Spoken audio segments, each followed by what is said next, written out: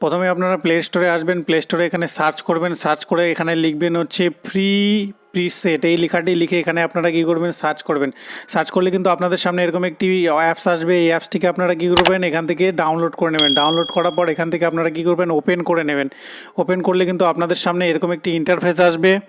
এবারে আপনারা কি করবেন এখান থেকে যে কোনো একটি ফটোকে আপনারা কী করবেন ডাউনলোড করে নেবেন। ধরুন আমি এখান থেকে যে কোনো একটি ফটো ডাউনলোড করে নিচ্ছি, ধরুন এই ফটোটি আমি ডাউনলোড করে নিচ্ছি এখান থেকে।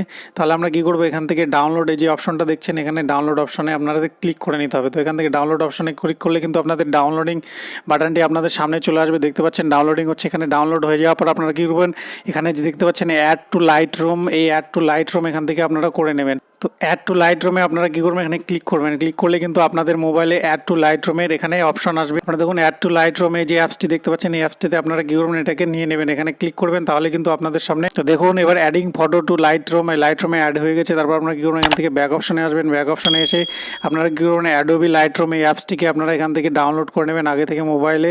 তাহলে কিন্তু আপনাদের মোবাইলে সেটিকে কিন্তু ইনস্টল করে নেবেন, এই যে এই অ্যাপসটিকে আপনারা ডাউনলোড করবেন। তারপর এখান থেকে ওপেন অপশন করবেন। ওপেন অপশন করলে কিন্তু আপনাদের সামনে এরকম একটি ইন্টারফেস আসবে।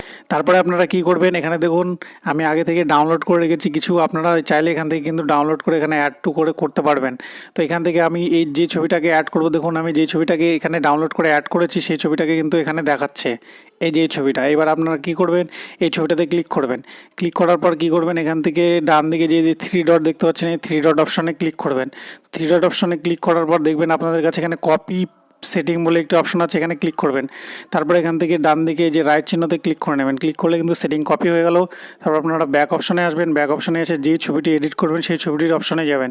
অপশনে গিয়ে আবার এখানে আপনারা কী করবেন থ্রি ডট অপশনে আসবেন, ডান দিকে এসে এখান থেকে পেজ সেটিং এই অপশনে ক্লিক করবেন। ক্লিক করলে দেখুন ব্যাকগ্রাউন্ডটা কিন্তু ছবির দারুণভাবে চেঞ্জ হয়ে গেছে। আগে কেমন ব্যাকগ্রাউন্ড ছিল দেখুন, বিফোরে এরকম ছিল এবং এডিটিং করার পর কিন্তু ছবিটি এইভাবে চলে আসলো।